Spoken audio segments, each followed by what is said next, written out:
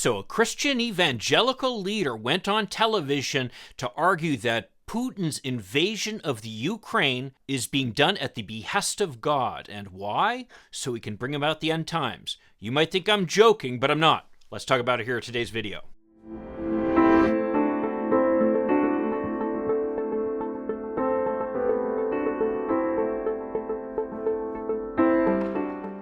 God says, I'm going to put hooks in your jaws and I'm going to draw you into this battle, whether you like it or not. He's being compelled to move again to get a land bridge and then across the Dardanelles with Turkey, and watch what's going to happen next. You read your Bible because it's coming to pass. Hi, I'm Mike Greiner. I'm a lifelong Democratic activist who's concerned about the direction our country is taking. I'm also a lawyer and an academic, and I'm here to help you stand up for your values against the BS of the MAGA crowd.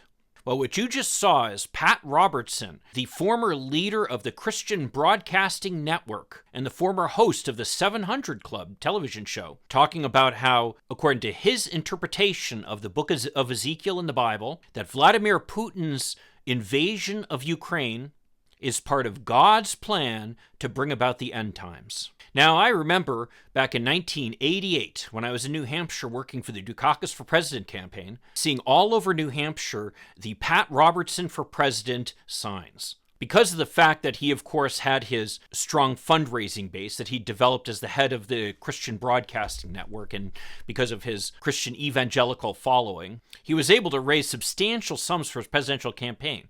And as I recall, actually outraised George H.W. Bush, who at the time was the vice president. Bush, of course, went on to win the nomination and ultimately the presidency, but that's kind of a moot point.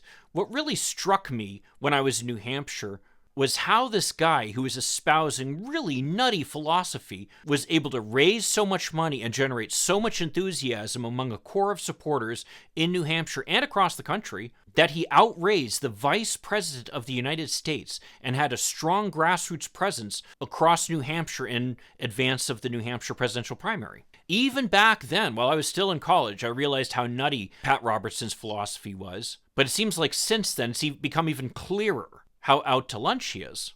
I mean, Robertson has been a leader in the movement among evangelical Christians. Evangelical Christians, of course, who are anti-Semitic, and yet are strong supporters of Israel. In fact, this is the group of people who pushed Donald Trump to move the American embassy in Israel from Tel Aviv to Jerusalem. Now, why would they do that? It does seem odd, doesn't it? That such anti-Semites would at the same time be so enthusiastically in support of Israel. Well, it turns out that the reason they favor this is because they believe that Israel's establishment, its growth in the Middle East, and ultimately the return of Judaism to Jerusalem is the start of the end times. Everything that this group talks about and praises when it comes to God is this idea that somehow he's bringing the end times forward. The idea that they talk about is something called the Rapture. And what that is an event that was satirized in the movie, directed by Evan Goldberg and Seth Rogen, This Is the End, which is a hilarious movie, by the way, but which essentially makes fun of this idea of the rapture, where in theory, all good Christians are going to be removed from earth by God in advance of the end times.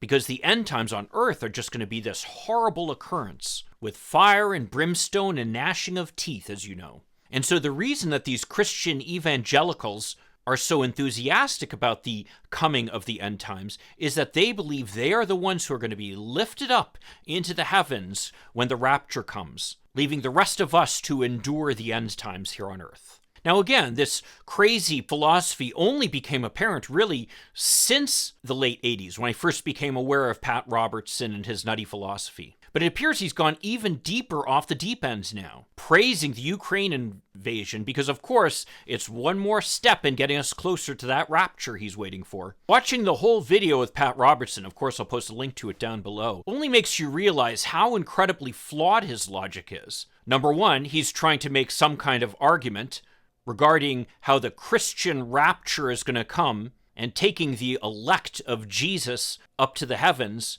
And in so doing, he's citing passages from the Old Testament, which was a document written by and for Jews. Secondly, he has some type of twisted logic whereby, because of Ukraine's location on the north part of the Black Sea, that somehow it was essential for Vladimir Putin to take Ukraine so that he could move toward Israel, which he's supposed to invade. And yet, when you look at the map, there's a direct shot from Russia down to Israel through Azerbaijan. Going through Ukraine takes you totally out of the way of Israel, actually. So even on its face, his arguments make no logical sense.